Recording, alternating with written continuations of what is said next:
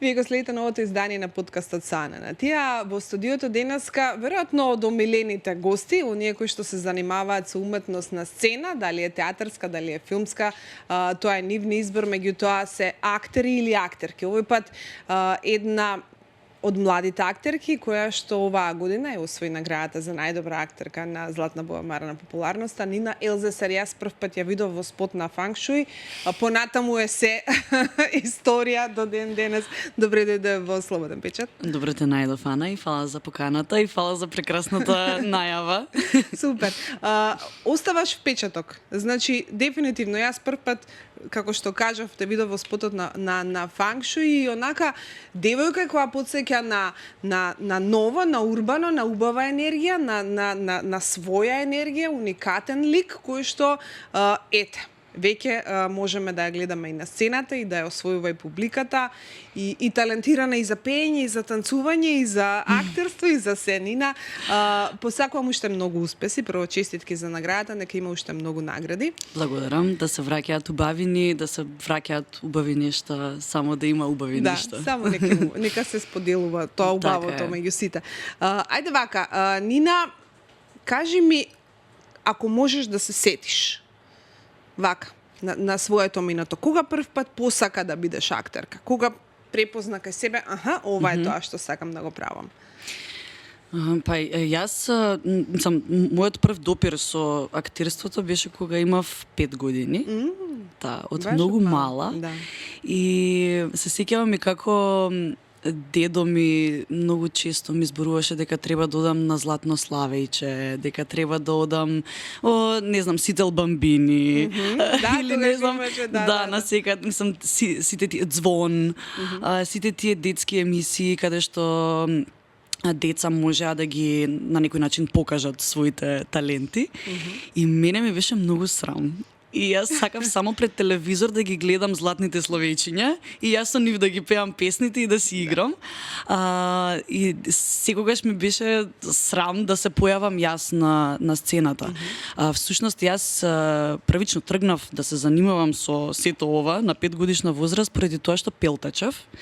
И бев многу срамежлива. Мислам, и се уште сум, али тоа нема врска со сцената, да. Да, скроз, мислам, на сцената тоа е сосема нешто друго, бидејќи фокусот е поинаков и луѓето се подалеку од мене, иако јас пробувам да остварам комуникација со нив невербално.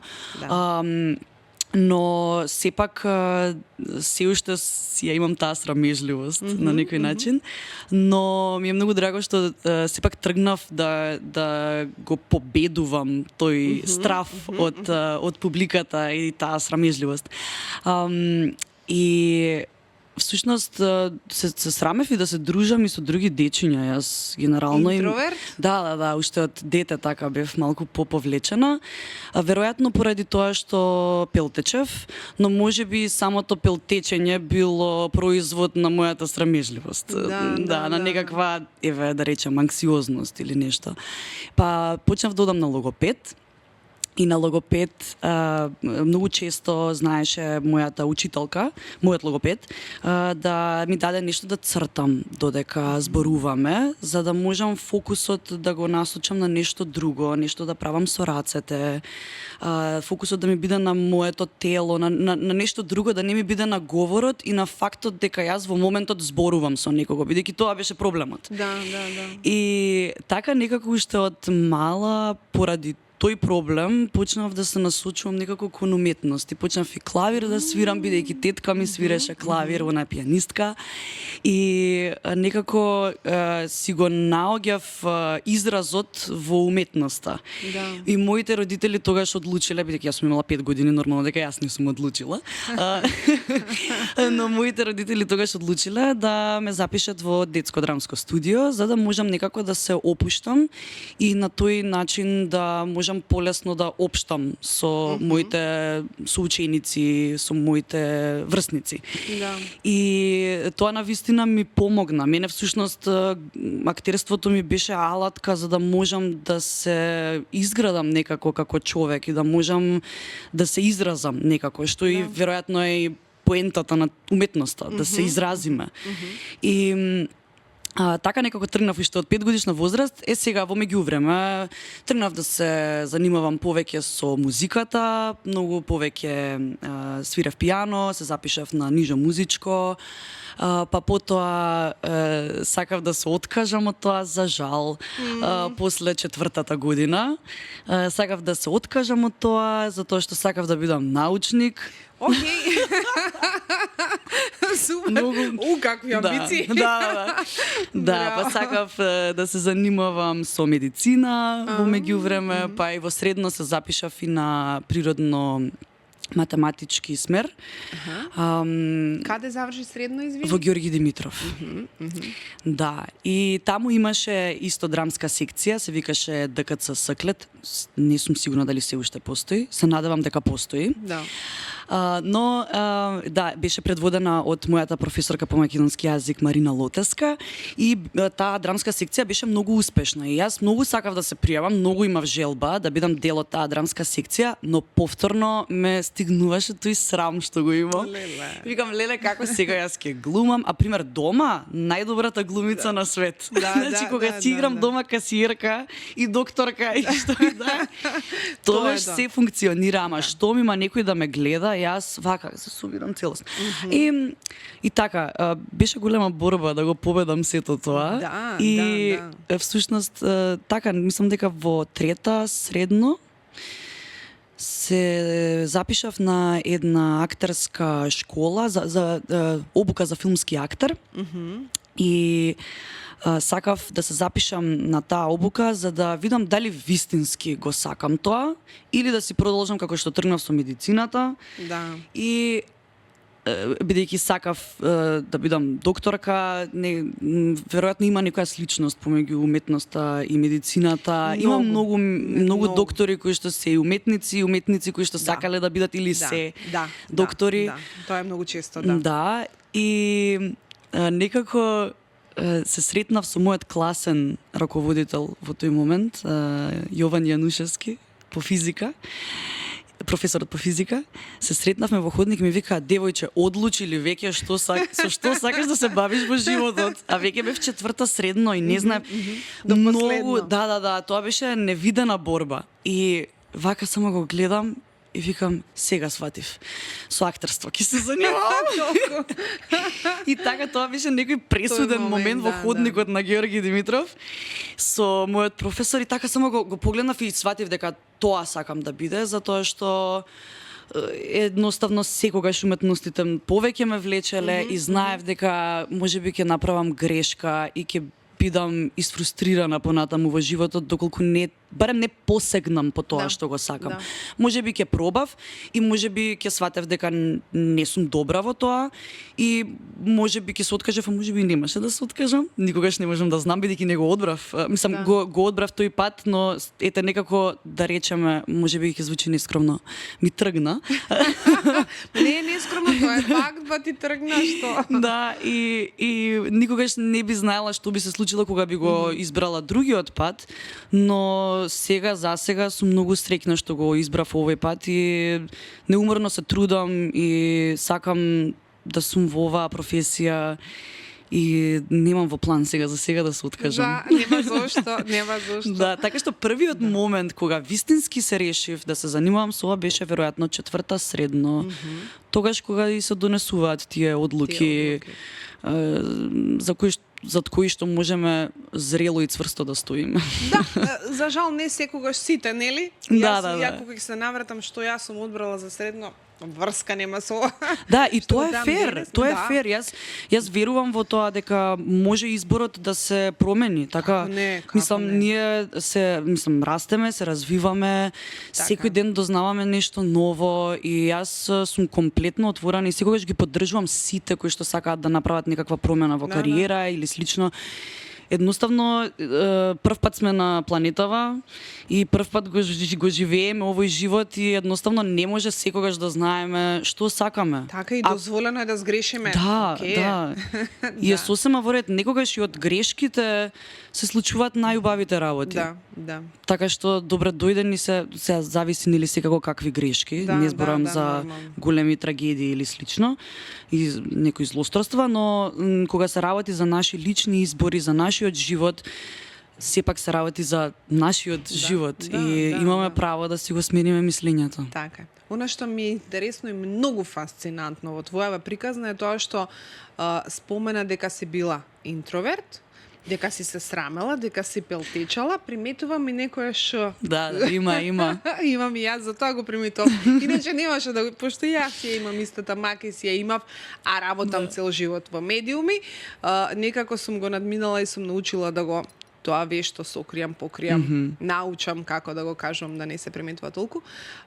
И покрај сите тие, би рекла, сопки, препреки, ти си одлучила дека ова сакам да го правам, што е многу добра порака за сите оние кои што можеби би се откажале, би рекле, јас сум интроверт, не сум за ова. Не, ништо не треба да не спречи нели во тоа што сакаме да го реализираме од себе си прво, ако е тоа поривот, ако е тоа желбата. Си ќе победиш. Да. Еве јас како професионален шушкач, можам да кажам дека воопшто не ни забележав кај тебе. Можеби бидејќи сум премногу навикната на моето шуштење, па не ги приметувам другите. Да, но не, мислам сепак има многу луѓе кои што ми кажале дека тоа може да ми биде проблем во кариерата. Верувам дека е забележително и не толку. Да, мислам тоа е во ред. Сум одела на логопед и за тоа. Сега што да правам? Веројатно така сум се родила фалична во говор. Уште од старт да не може ништо да се направи со мојот говор. Но тоа не значи дека немам што да кажам. Не, апсолутно. Например, па од друга страна приметувам одлична дикција. Благодарам. Да, одлична дикција, убав тек на мисла, значи тука немаме никаков сега заедно симпатично што зборуваме сега. Не е страшно. Да. Тоа ми го зборува и професорките, а и понатаму еве и директори на установи и слично ми го зборува тоа дека е симпатично и ми имаат кажано, знаеш, тоа е шармантно, симпатично, но многу често луѓето ќе те гледаат како да си помалечка поради тоа што имаш говорна мана. Но јас имам многу размислувано очигледно на оваа тема и мислам дека ако некој ме доживува како помала или понаивна или понеискусна само поради начинот на кој што говорам, тогаш тоа е нивен проблем. Да, мислам, јас знам која сум и ако ме доживува некој на одреден начин, сепак како ги доживуваме работите е оставено исклучиво само на нас, така што тоа не значи ништо. Не дефинира тујата перцепција, апсолутно не дефинира какви сме. Да, но секако знам дека тој совет кој што ми е даден од сите за да одам на логопед, зашто го почитувам максимално и сум пробала неколку пати да одам и сум била дисциплинирана и се, но веројатно секој пат кога ќе направам мала пауза, пак си се враќам на моето старо ш и не велам дека ќе се откажам од таа идеја да го искоренам, но еве само оставам да се случуваат работите и во прв момент кога ќе ми се смачи и мене да се слушам себе си, сигурно сум дека тогаш ќе направам таков голем чекор. Да. Супер. Нина, знаеш што ме интересира? Во текот на тоа растење, развивање, кога си се соочувала со сите тие лични борби, да не е нешто кое што е страшно и травматично, сигурна сум, меѓутоа е лична борба на некаков начин.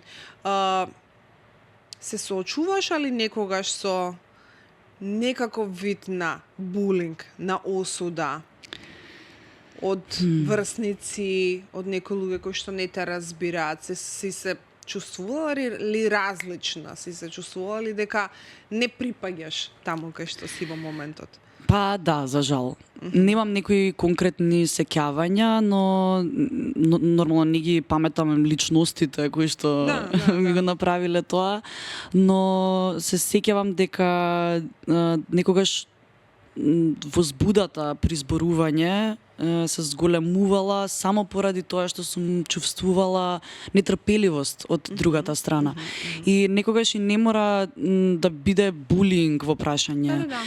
Него се чувствува нетрпеливоста од другата страна и затоа само поглед. Да, само поглед.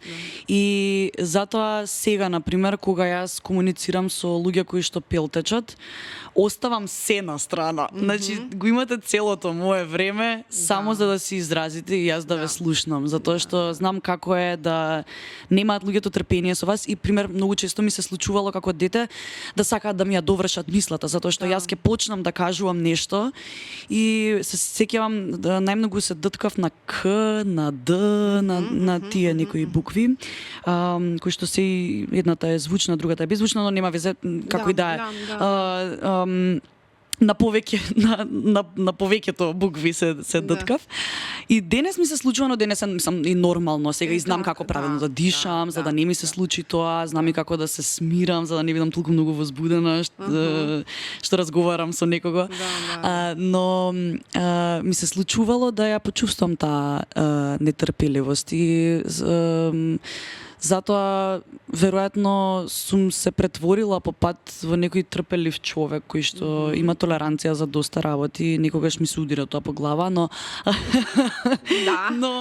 но мислам дека е многу важно да се има трпеливост кога се комуницира со друг човек, затоа што никогаш не можеме да знаеме како функционира моториката на другиот човек, каков тек на мисла има и слично, така што сум се соочила со тоа, но и тоа на некој начин ми има изградено,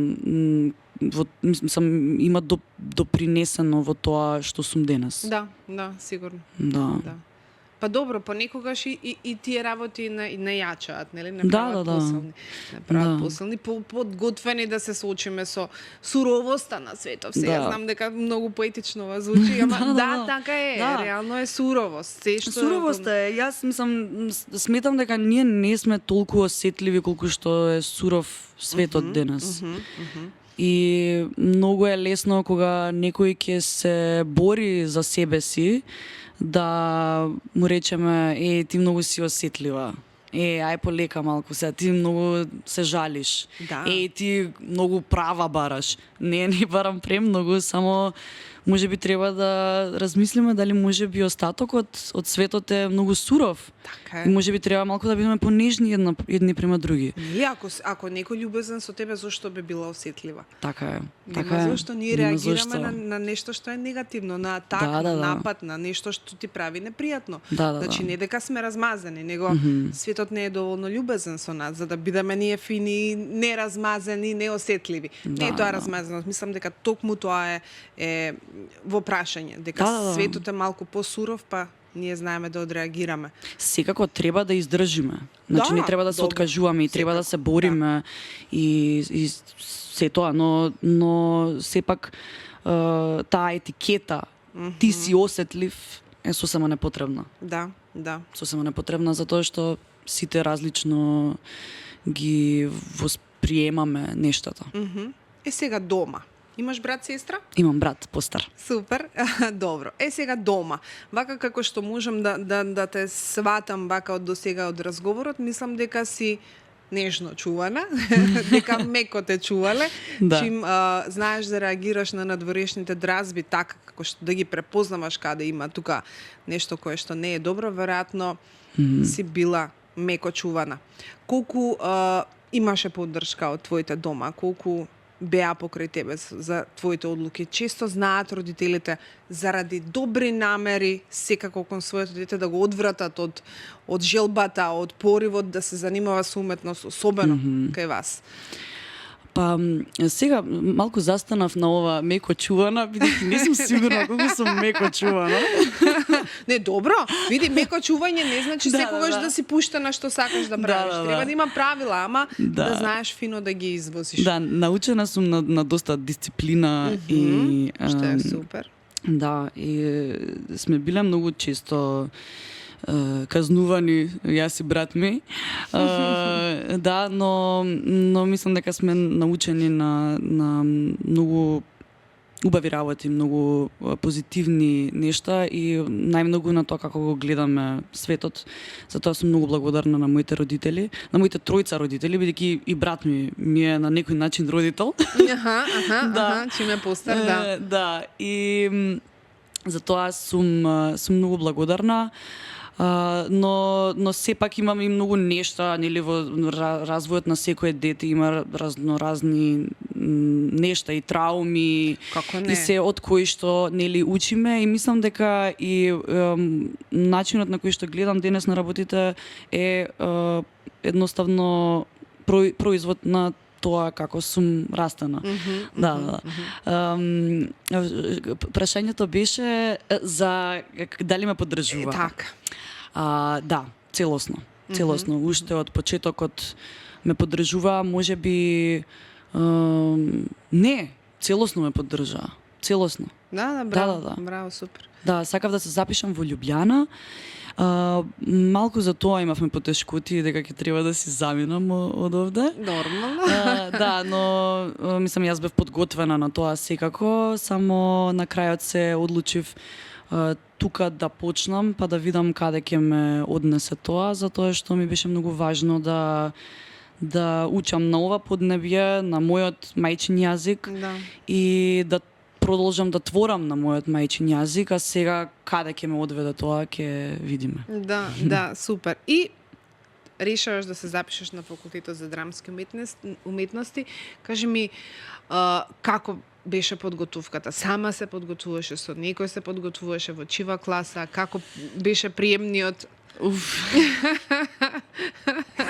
Како што кажав на почетокот, како што сум срамежлива и слично, тоа, значи, на приемниот јас ослабнав 10 кила за една недела. Може не беше една недела, 2 недели. Добро, сепак е стрес. Многу ослабнав и бев под голем притисок и многу голем стрес. Се припремав цело лето со Звезда Ангеловска. Добро, супер. И со Драгана Левинска. И што подготвуваше, памтиш? Памтиш, сигурно. Памтам како не.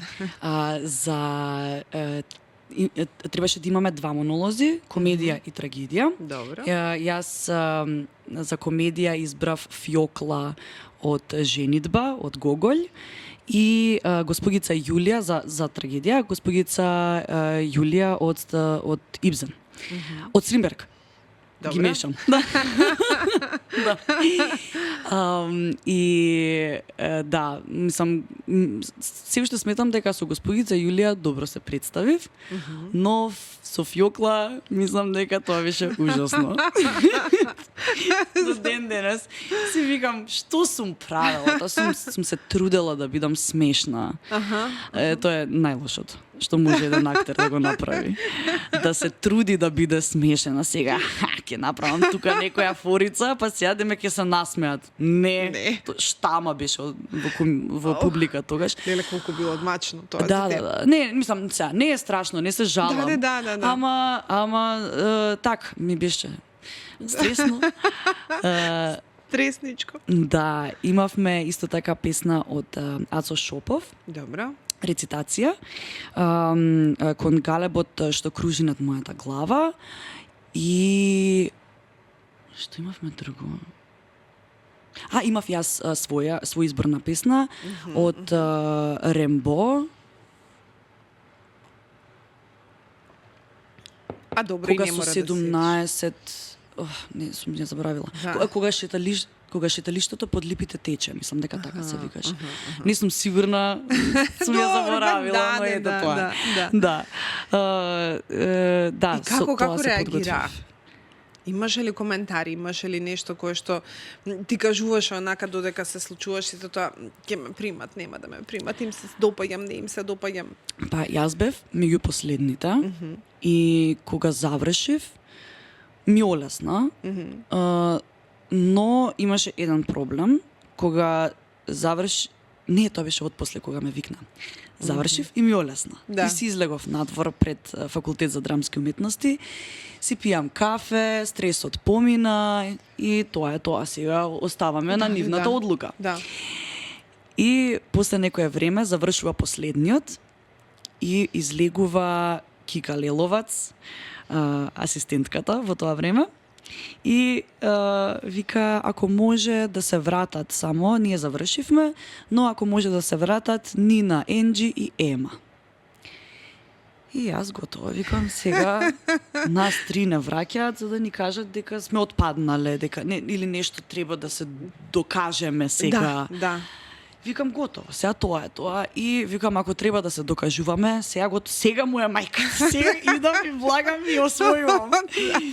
И влеговме сите три, ни дадоа некои етиди да правиме, се сеќавам нешто, требаше да играме сладолед. Сладолед на сонце. Па имаше некоја етида, требаше да бидеме слепи, ама куќе да не води, па не, веројатно сакаа да не проверат како сме со движењата и слично, сценските движења. И после некое време викаат, добро, Ема и Нина, Енджи и Нина, вие сте слободни, Ема остани. И сега ја и Енджи излегуваме и јас си викам, готово, ја и Енджи отпаднавме, Ема сега ќе соопштат дека е примена. Ништо не знаев за тоа како се одвиваат тие нешта таму. Значи тотал табула раса, значи ништо не знаев. И седам и се тресам. И излегува Ема, и како што излегува Ема, и ми вика, те молам, пази на шето само. И ја викам, леле, и влегувам после неизе, и ми викаат, здраво, Нина, ајде ако може да ни кажеш една брзозборка, Шенка шие шарена шамија, и ја почнам да се смеам. И ми викаат, што е смешно? И јас викам, па, знам зошто го правам ова. И ми викаат, зошто? И јас викам, па затоа што шушкам. Аха, значи ти си свесна дека шушкаш и дојде овде. И викам, па да. И ми викаат, па зошто? Како така? Кога, нели, ако сакаш да бидеш глумица, треба да не шушкаш. И јас викам, да, јас порано сум пелтечела и сум одела на логопед за тоа. И во тој момент логопедот им кажал на моите родители, ќе треба и за ова шето, во еден момент ќе и пречи. И моите рекле, кјути, само нека збори, само нека не пелтечи, нека шушка. Само нека може да се изрази девојчето. Да. И така има останато тоа. И викаме сега, ако треба, ќе одам на логопед, вие само кажете. Да. И ми викаат, па ќе треба да одиш. Викам, добро. И кажав неколку брзозборки, 666 шишиња свеж швепс. Но сега си супер. Добро. Го пазиш? Да, го пазам. Сега дека сум на телевизија. Да. И заврши тоа, како што заврши. Јас излегувам надвор и вака. Почнам да плачам. Викам, готово, нема да ме примат сега заради ова. И звонам на мајка ми. Мајка ми вика, јас сум на Вардар, шетам, да не те мислам. Сите под стрес. Сите. И ми вика, шетам, не можам, окупиран ми е мозокот со тебе, не можам да не мислам како проаѓаш, дали е добро, не знам што. И викам, ништо, не се секирај, нема да ме примат. И плачам и двете на телефон. И нема врска и тоа се случува и седев на масичката буквално пред академската сцена каде што целото ова фијаско се случи. И јас како што сум бев со грб свртена и плачам. И тука беше, се сеќавам, режисерот Дамјан Костовски. Другите не се сеќавам кои беа, ама беа и други, имаше и други луѓе. И јас плачам, викам, нема да ме примат, и ми викаат, абе ќе те примат, ќе видиш. Викам, од кај знаете, не ме ни познавате. Од кај знаете дека вредам за да ме примат. Ќе те примат, ќе видиш. Ја плипам, плачам и одеднаш Дамјан вака ми прави. И јас сваќам дека некој излегува од академска сцена од позади и само вака ја веднам главата и само одеднаш слушам Сузана Киранџиска, мојата идна професорка. И како ми вика, Нина, викам, да. И не се вртиш? И не се вртам. И ми вика, плачеш? Викам, не. И ми вика, дај да те видам. Викам, не. И ми вика, како не, дај да те видам. И само вака само ја Отечена цела. И ми вика, па што се секираш? Има две опции. да те примиме и да не те примиме. Океј, пала. И јас вака гледам, викам, па така е. И си отиде, ама ладно ми го кажа тоа и уште толку. Леле, сега ми го кажа ова, сега уште толку. Значи се здробив од плаќање и после некои 40 на минути видов дека сум на списокот на примените и влегов во класата на Сузана Керанџиска и на Кристина Леловец и после тоа се смеевме секако за оваа ситуација. Но таков стрес ми беше мене тоа. Леле. Можам да замислам. Значи, сметам дека приемните испити мора некако да се направат да се помалку стресни, бидејќи ова не е само дека мене ми биле стресни, на сите ни беа многу стресни. И тоа трае недела и пол, не знам колку. Значи, ти 10 дена си во константен стрес за тоа дали ќе поминеш или не. Сега, например, со ова искуство што го имам, скромно, но сепак го имам, не ги доживувам така аудициите и слично. Да, нормално. Но во тој момент кога прв пат треба да застанеш на сцена и да те примат на факултет каде што многу тешко се влегува, тоа е стрес во невидени размери. Да, колку бевте во класа, Нина? 10. 10? А колку беа пријавени за да можеме некако да направиме? Па мислам дека беа 60 Охо, тоа е стрес. 63-4-5, така нешто. Да. Баш многу луѓе треба да отпаднат, а малку да влезат. Така да е стресна ситуација. Меѓутоа, ете. Да. И сега, понатаму следува оној момент, се завршува факултетот и следува моментот на треба да се работи. Треба да се работи како актер, што е жално е да кажам, меѓутоа привилегија во денешно време со оглед на тоа дека многу од вас дипломирани актери не успеваат да бидат да застанат на професионална сцена во театар. Ти за среќа си во драмскиот театар. Како се случи тоа? Исто беше стресно. Веру. Па леле со стресовите. Не. Мислам, јас сум многу среќна што сум здрава и жива. Да, после тие стресови. Не, се шалам, мислам, среќна сум и благодарна сум што тоа ми се така од поголемите стресови кои што сум ги доживеала. Да. Навистина. И аудицијата во драмски беше исто така многу стресно, особено што веќе никој не стои зад мене. И сум јас и само јас. И си отиде на аудиција? Да. Најс. И сум јас и само јас и треба да сум така веќе сум одделена од тој меур на факултет за драмски уметности, веќе никој не стои зад мене, само јас. И сум професионален актер на крајот на денот. Мене ми беше многу долго време ми требаше да сватам дека сум професионален актер сега, откако дипломирав. И едноставно не си верував. Мислам, јас секако си работев професионално, си бев дисциплинирана и секогаш се вложувам во што и да работам, без разлика дали е представа или е садење цвеќиња, што и да е, мислам, се вложувам во нештата. Немам проблем со тоа. Но да си признам дека јас сум сега професионален актер, тоа морав на психолог да одам за тоа. За да се тргнам од моите студентски денови. Да, мислам, веројатно сум имала и потешкоти да го прифатам тоа, бидејќи со тоа доаѓа и многу голема одговорност. Како не, терете, да. Да, сега со сета таа одговорност, јас отидов на аудицијата во драмски и исто така бев многу потресена. И се сеќавам дека Сара Климовска, која што исто така влезе во драмски театар, ме виде, јас бледа крп, кој знае како сум изгледала. Значи, крпа бледа. И вака ме гледа, јас требаше да бидам следна.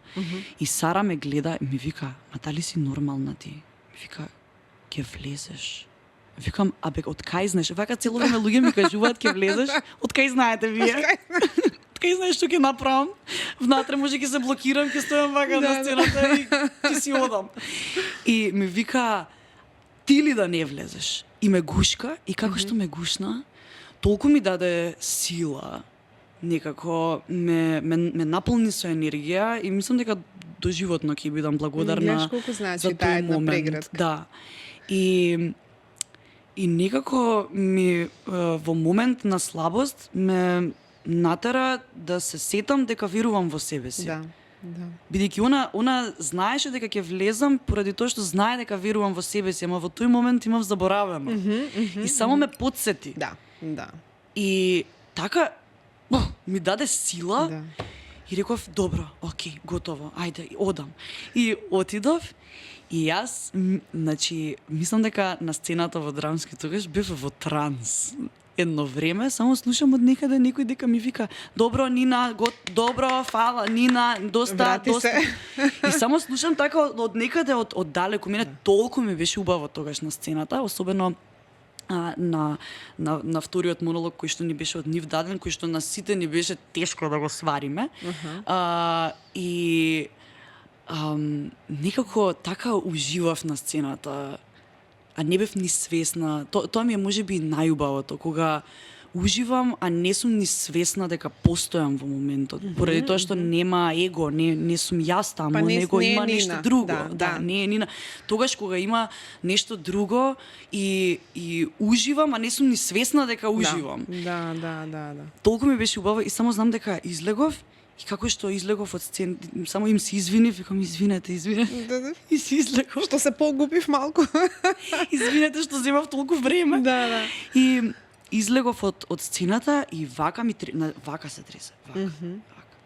И полека ми требаше време да се вратам во реалноста. Мислам, знам дека ова звучи малку клише, али јас толку многу влегов во улогата што после тоа ми требаше време да се декомпресирам. Не дека не сакам да звучам. Да, јасно ми е, ама е излагање, особено под таков притисок сега тука треба да влезеш да те бендисаат. Да. Тие што треба те вработат. Да. Нормално дека си под стрес и нормално дека е некакво излагување од себе, така да нема врска, не е клише. Да. Тоа мислам дека ми е и всушност и најголемиот проблем што го имам со мојава јавна професија, што мора да се остави впечаток. Да. И некогаш си велам зошто тој притисок?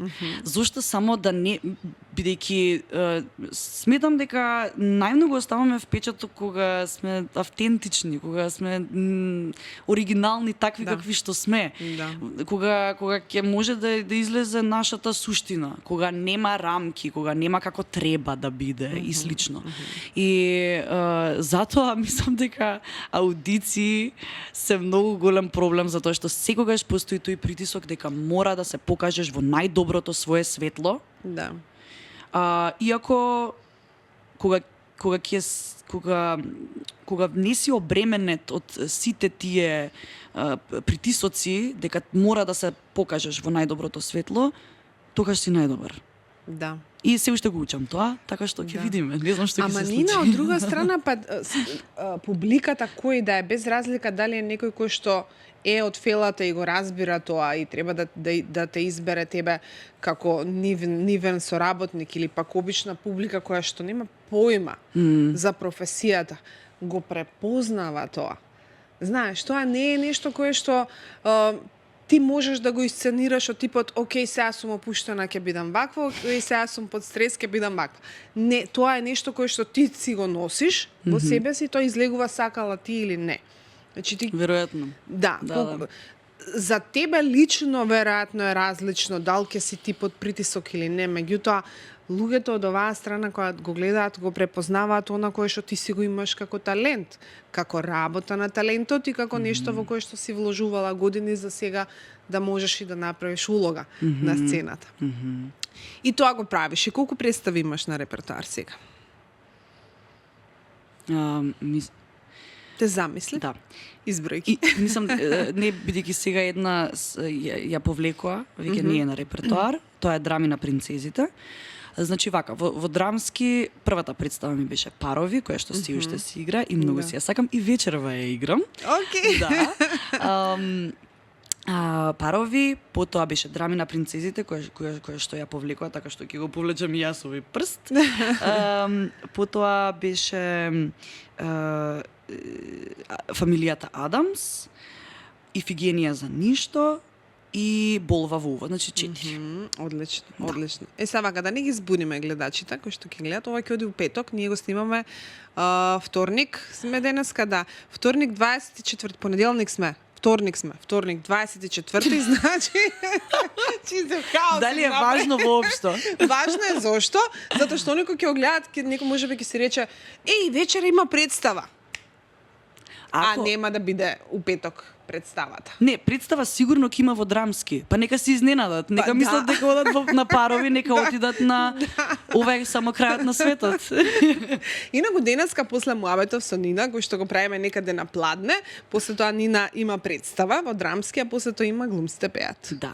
Ќе не земат со кола тие што учествуваме и во представата и на глумците пеат. На веќе почната манифестација ќе не земат со кола и ние ќе трчаме. Улетате. Да, ќе трчаме на кај Македонски народен театар за да успееме да стигнеме да ги испееме и последните песни. Да, супер. Инаку јас прв пат онака има фасцинација од тебе токму на глумците пеат. Да? Да. Кое издание? Првото откако Маја Ира ја вратија. Тоа беше во Македонска опера и балет. Да. Со кого беше Со Ања Митич. Ете така. Да, ја пеевме Меша и не се чеше од Биба Додева. Така. Сите ни се смеа. Ама ви имавте... Кај ја одбравте таа песна? А стварно, песната е легендарна. Легендарна, ма ви имавте фул настапи. Мене тоа ме фасцинираше, онака викам, види они на се си внимавале, на сценски движења и костимографија и настапи се. И тоа ми беше првата фасцинација со тебе, онака, интересно. И исто така лани не можам да не го одвојам. Лани настапот на глумците пеат беше исто така фасцинантен со Мадона. Со Мадона, да. И со костимите и со целото тоа излегување од себе на сцена. Да. Така да, и тоа е веројатно љубов која што си ја негуваш музиката. Да, секако. Мислам дека и музиката всушност ми е првата љубов. Да, мислам моите ми имаат кажувано дека кога сум била бебе, во првиот момент кога сум слушнала музика, бидејќи нели секако они го паметат тоа. Во првиот момент кога сум слушнала музика, веднаш сум почнала да мрткам, мислам тоа е така со сите бебиња, затоа што ги чувствуваат вибрациите и едноставно ти прави нешто музиката да движиш. Но некако уште од дете сум обкружена со музика, со пеење, со инструменти и веројатно немаше бегање од музиката. А и моите се музикални, не се музичари, но се музикални и ја негувале нивната дарба за музика по дома, така што и јас некако сум растана во таква средина да можам да си го приуштам тоа понатаму, да си дозволам да излезе тој талент, да го наречам. Да. Инаку приватно, кога нема светла, кога нема рефлектори, кога нема сцена, што сакаш да правиш, што е на што те исполнува? Сакаш да седиш дома, да гледаш филм, сакаш да шеташ, сакаш природа, сакаш патувања, сакаш музика, концерти, што е на, не знам, сакаш у диско да идеш на свирки, што е на што те радува, што сакаш да го правиш? Кога имаш време за себе? Многу сакам да седам во тишина. Исто така сакам и музика, но се во свое време. За друго се користеше оваа изрека, ама нема врска. Добро, и тука легна, не? Да, легна, добро, виж. Се вклопи. Да, сакам многу да седам во тишина, но истовремено и многу сакам да поминувам време со моите пријатели. Сакам да разговарам за разноразни теми.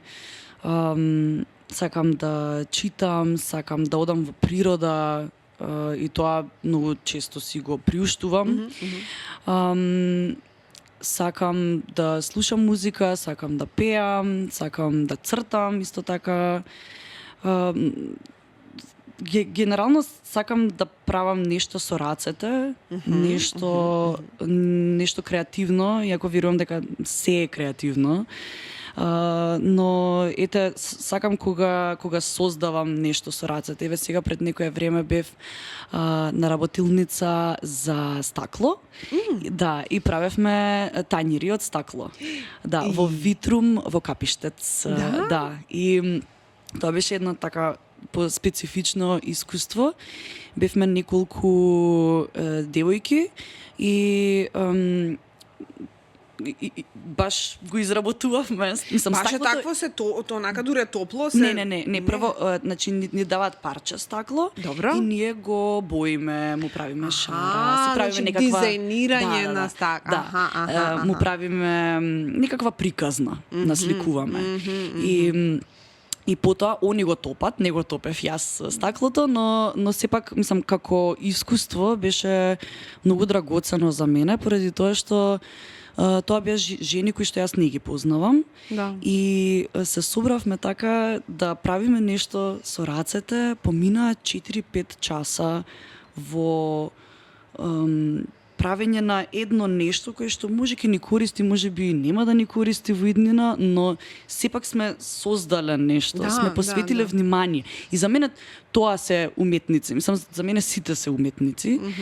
Ама сметам дека кога ќе се посвети внимание на одредено нешто, на одредена дисциплина која што понатаму може да се искористи за да може со доволно знаење да се твори спокојно, без стрес, да се твори спокојно и опуштено и да се создава, тоа за мене е уметност. Да. Затоа и Приески кажав, и дури да е цвеќе, да го растеш, да изработуваш шоли, да правиш подкаст, да разговараш со луѓе, да создаваш нешто, да разменуваш, да... Не знам, за мене тоа е уметност и вака некако слободното време би рекла дека си го поминувам секогаш со уметност. Затоа што мислам така гледам на работите. Да, и уживаш уметност во сите облици и форми. Да. Тоа е убаво, да, па добро. Практични луѓе, оние луѓе кои што се практични, кои што не се занимаваат со уметност, иако велиш во се има уметност и навистина има. Пример, во едно готвење има уметност и тоа како, нели? Да. Создаваш нешто од различни намирници, па нешто правиш. Интересно. Особено за уметниците ми е драго кога се отворени и за другите уметности, кога знам дека, кога гледам дека уметноста не ограничуваат на своето. Сега, јас се занимавам со глума и друго ништо не ме интересира. Не, уметноста е се присутна и она е како љубовта, например, и она секаде ја има и не можеш да ограничиш на ова го сакам, ова не го сакам. Сакаш. Така е. Љубовта е многу поголема од било кој објект, персона, професија кон кого и да е насочена, она е поголема од тоа и е се присутна така и уметноста. Да. Така да се сложувам. Сега, ајде малку за, не знам уште колку време имаме, нормално дека сме истерале баги. Имаме уште некои 10 минути. Ајде малку за контрастите на што е она кое што те движи, она кое што ти е животна енергија, она кое што најмногу те полни, која ти е неубава и што е она кое што пак на другата страна те празни, те плаши, ти прави нелагодно, неубаво чувство. Имаш такви некои? Па да, мислам дека тоа што ме движи е простувањето. Nice. Да, простувањето. Не држам горчина во себе или гнев и слично. Сигурна сум дека тоа има некаква врска со мојот избор на професија, бидејќи сепак на сцената излегува се и на сцената морам да бидам ранлива. Да. И слободно да можам да им дозволам на сите мои внатрешни процеси да бидат видливи за публиката, така. И сметам дека за тоа да биде возможно, за да можам да си го приуштам тоа и да ме движи, морам да простувам. Фактички да заборавам на некој начин. Затоа што мислам дека сеќавањето е замка. Е еден вид само хипноза, е некоја улога на која што сме навикнати, затоа што секако историјата е многу важна. Сега не зборам за глобално ниво, зборувам за мојот личен живот. Така. Историјата е секако многу важна и не треба да се забораваат нештата, но кога зборувам за себе си, нормално дека многу пати во животот ми било погрешено и јас сум погрешила. Сигурно. И тоа што ме тера да одам напред, односно тоа што ми остава простор за да создавам нови нешта е заборавањето на нештата. И некако мислам, ја спомнав таа само хипноза заради тоа што сметам дека секако минатите искуства нас не обликуваат како личности, но понекогаш знаеме да заглавиме во тоа и да се врземе за личноста која што досега е изградена само поради тоа што се навраќаме на некои минати искуства кои што не сме ги пуштиле да си одат. Така. И затоа сметам дека во моментот кога ќе го пуштам сеќавањето да си оди и ќе му дозволам на заборавот да се всели во моето тело, во тој момент сум подготвена за нови нешта. Така, ослободување. Да, и тогаш едноставно мора, барем за мене, сега за себе си зборувам, морам да ги оставам работите, морам да ги оставам и да простувам и да си простувам на себе си е најважно. Затоа што, како што кажав, и јас сум сгрешила во животов и некои нешта мора да си ги простиме за да може да создадеме простор за простор, за да се создадеме простор за нешто ново. И тоа е нешто што ми дава сила. Всушност, јас движам кога сум мирна и спокојна. Да. Не ме движи агресија, не ме движи напнатост или слично. Мислам, да, некогаш кога е 5 за 12, кога мора. И како мора да се убрзам, кога ќе се решам кампањски да завршам некоја работа. Ама гледам да не го правам тоа. Секако тоа што ме движи е веројатно простувањето. Да, мир, спокој, простување. Да, и љубовта. Љубовта секако. Мислам, и љубовта не може да биде тука доколку не простуваме. Така, ако сме обременети, преска многу убав збор употреба, обременети со такви некои незавршени работи, незатворени, некои кои што самите на нас сами ни тежат. Јас секогаш викам, простувањето е за себе. Така дури на другиот кога му простуваш ти тоа го правиш за себе, него не му бркаш работа. Значи, он ќе го тера своето со или ти била во неговиот живот или не, на тоа што ќе му нешто замериш, па треба да му простиш за себе се ослободуваш од тој терет, да некому му држиш лутина или му памтиш нешто што ти сгрешил и така. Да, таа информација зафаќа простор во нашиот мозок. Да. Зошто мојот мозок да биде обременет со тие негативни информации? Не ми требаат. Да, секако дека пропратно, нели, учиме од искуствата, но важна е лекцијата, не е важно да памтиме цел живот што ни се случило. Така. Лекцијата ќе ме донесе до нешто друго. И лекцијата од тоа ќе ме донесе до нешто трето. И така некако движам. Да. Тоа е тоа што ме движи. А тоа што ме сопира е, не знам, имам страф од висина.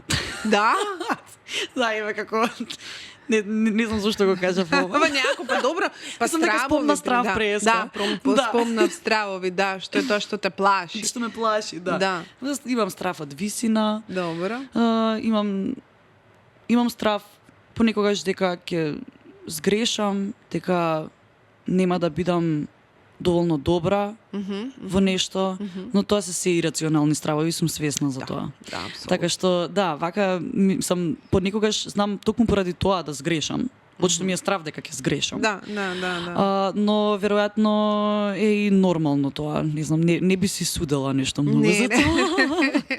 Не, баш е нормално. Не е нешто кое што треба да те загрижува. А неизвестност, те плаши неизвестност, која не знаеш што ќе биде, што ќе се случува. Например, ние живееме во општество кое прилично неизвестно не држи, цело време не држи во неизвестност. Не знаеме што ќе се случува за 2 месеци, не па за 2 години, не па за 20, затоа што е такво какво што е. Немаме стабилна основа, цврста основа, тало на кое што ќе газиме, па ќе кажеме, овдека ќе ни биде супер и за 10 години, не знаеме како ќе биде. Да, те плаши ли неизвестност? Па не би рекла дека ме плаши. Ама не е лагодно баш. Не е лагодно, да. Дефинитивно не е лагодно, затоа што бара еден друг тип на фокус од нас, кои што живееме денес. Да. И сметам дека треба да правиме што е можно повеќе нешта кои што ќе ни дадат некакво чувство на стабилност, само за да може да продолжиме напред. Не знам, некако денес во овој модерен индивидуализам, не знам, некако сме научени дека не ни треба помош и не само што не ни треба помош, туку и кога ќе ни биде понудена помош, не треба да ја прифатиме, да не сметаме некому, да не му одзимаме време. Јас напротив сметам дека треба да го одземеме времето на другите, како што и другите треба да го одземат нашето време, бидејќи многу брзо живееме. Онлайн живееме, гледаме цело време нешто на екраните, му судиме на Тимоти Шаламе што кажал за опера и балет нешто. Не знам некако тоа се нештата што се важни денес, не се важни. Да. Зошто да си го окупираме мозокот со тие нешта? Едноставно нема потреба. Така е. Има многу поважни нешта. Сметам дека генерално треба само да се грижиме за својата непосредна околина и да гледаме да правиме нешта кои што бараат време и фокус од нас. Да. Затоа што едноминутно видео не ни го задржува фокусот. И сметам дека напротив треба другарка ми, ако има кола, да ме однесе до некаде, да не викнам такси. Јас исто така да не биде глупо да изготвам вечера, тоа што го спомна ти преска, да изготвам вечера што ќе ми одземе 3-4 сати од денот. Не, јас сакам да го направам тоа, затоа што воспротивно стануваме себични и мрзеливи. Ќе си нарачаме храна, ќе направиме, вака ќе направиме, нема да отидеме во театар затоа што представата трае 2 часа. Кој ќе гледа 2 часа сега? Не е така, едноставно толку брзо движиме што мораме неколку чекори назад да направиме за да има вистински прогрес. И тие чекори назад не би биле регрес, туку сметам дека едноставно мора малку да се вратиме, да се успориме, за да може да продолжиме напред, затоа што вака ќе се изгубиме, ќе бидеме и себични, и мрзеливи, а тоа се двете нешта кои што се најголем непријател на заедницата. Да. И на секој индивидуа. Да, и на самите себе, да. Да, бидејќи јас најубаво се чувствувам кога можам некому да помогнам. И ќе му помогнам. А секогаш можеме некому да му помогнеме, така. Како не? Мислам, сите сме способни за тоа, на секој на свој начин, секако. И сметам дека едноставно секогаш треба другиот да ни биде приоритет. Така исто и на сцената. Мојот партнер е приоритет. Јас играм за него, за да јас бидам добра и тој да биде добар. Но прво он мора да биде добар. А јас сакам да се вложам целосно во тоа тој да биде добар на сцената, за да може заедно да функционираме. И јас знам дека и мојот партнер ќе ми врати. Не е возможно да не ми врати. Да. Мислам, кога некој секако искрено дава. И сметам дека тоа се нештата. Замисли сето ова кога луѓето би го користеле онака на дневна база, секој ден во својот живот. Да бидеш добар со другиот, Прво, да тргнеш од тоа ти да си добар, па да чекаш да се добри со тебе. Би имале совршено. Да, совршен свет. Идеалистички малку. Да, малку така звучи. Али добро, окей, функционира на сцена, например, функционира во одредени делови, во пријателствата, функционира меѓу твои луѓе, функционира меѓу оној круг кој што ти си го бираш за себе и функционираш со него убаво, споделуваш, она што зборуваме за споделување на време, енергија, љубов, се што она го имаш во себе, за себе, зошто би го чувал себично, значи ако не го ако ја нешто ми се случува, ја ако не го споделам со другарките и кажам на мајка ми на сите, ко да не ми се случило. Значи морам да го споделам. Дури има луѓе кои што ми викаат, добро, не мора све да кажеш, да морам. Сакам, морам. Ако има кој да слуша, ќе кажам. Да. Не мора се да кажеш зошто, ни да не ти го злоупотребат. Нивно е ако го злоупотребат, нека го злоупотребат. Замисли да имаме гард цело време и да се плашиме дека некој нешто ќе ни направи лошо. Па тогаш не живееме, тогаш немаме можност да живееме како што сакаме ако сме цело време уплашени од тоа леле некој да не ми направи нешто, чекај јас да не го кажам ова да не тоа се случува. Тоа се случува за жал. А мислам дека најголемата сатисфакција што може еден човек да ја доживее кога некому ќе помогне.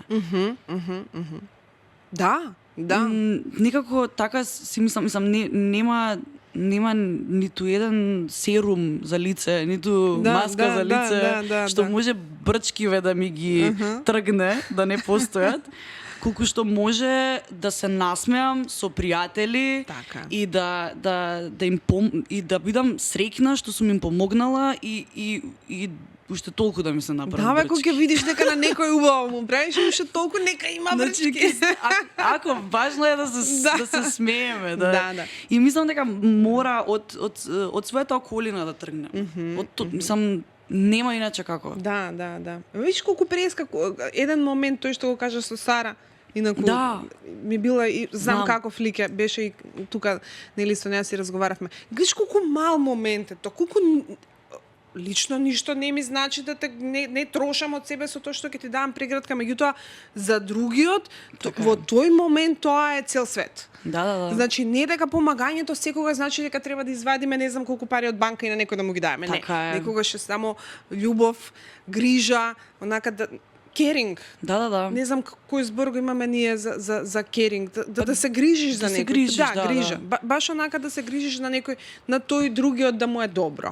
Па и нека не ти е најблизок. Да. Нека е човек кој што у моментот почувствувал нешто од тебе, дај му го. Да, но за да воочиме дека на другиот му треба некаква помош, мора да излеземе од себе си. Бидејќи тоа се нештата кои што инаку не би ги забележале. Ете Сара, например, можеби не би забележала дека јас сум толку под стрес, доколку она си беше влезена во својата енергија, Јас сега да си влезам тука во драмски, така? Да. Она ги гледа работите околу себе. Така? И она воочила дека има тука човек кој што е под голем стрес, на кој што му треба помош, дојде, ми ја даде помошта, така како што знаеше и умееше во моментот. И јас ја почувствував нејзината искрена помош. И јас си дозволив да ми помогне тоа. Да. И така мислам дека на тој начин единствено можеме да функционираме. Да не биде добро. Да. Она може и друг што да се функционираме, нема ти е добро. Ама најмалку што може да направиме, да направиме како луѓе е само да не правиме лоши работи. Најмалку што може да направиме. Да. Најмалку што може да не правиме лошо, така. За другото сега пак ќе кажам колку може, ама мораме да се исчистиме од лошите работи од незадоволството што го имаме со себе си. И затоа и го спомнав преска простувањето, затоа што кога би си простиле за грешките кои што сме ги направиле и на тој начин не би биле толку незадоволни со себе си. Кога би биле позадоволни со себе си, ќе можеме на раат, што се вели, да ја видиме околината. Да се отвориш. Да. Да им помогнеме на другите. Да. И намислам дека не можевме да избереме подобар момент да го завршиме муабетот. Да. Со една таква убава порака, со Да, една, да, со може. една таква убава мисла. Го почнавме многу фино, заборавив да споделам со гледачите дека ми донесе нарциси. И ги ставивме у вазничка и толку убаво легна и толку убаво некако се вклопија во целиот амбиент. Ти благодарам на убавата енергија. Наистина, мене ми беше многу убаво да се разговарам со тебе. Ми е жал што треба да завршиме сега. Секогаш, ти кажам. Да. Значи, тоа, ако ќе се препознаат душите, тоа е тоа. Фино ми е што си разговаравме, ќе ми биде драго да те гледам и на представи, и на глумците пеат, и на се што ќе правиш, тука сме и како редакција, и лично. Поддршка во секој еден момент, во секој твој нов чекор. Многу успеси понатаму, ти благодарам. Благодарам многу и да се враќаат успеси и само да бидеме мирни и да движиме лесно, што е можно полесно низ животот. Да. Благодарам многу, мене ми беше многу пријатно што си поразговаравме и пак ја кажам, многу ми е жал што кратко траеше. Да. Веројатно не ни било кратко. Не е кратко, значи сат и кусур. Добро, ќе се дозбориме сега. Да, ќе се дозбориме. Али во секој случај ми беше многу пријатно и би сакала и друг пат да дојдам. Да, секако. Фала на поканата. Секако, отворени секогаш. Вам ќе ви заблагодарам како секогаш на вниманието, времето кое што го одвојувате да не гледате и да не слушате, тоа го правите секој петок во 19 часот на нашиот YouTube канал Слободен печат и се разбира, не забравяйте да се претплатите и да не заследите. Чао.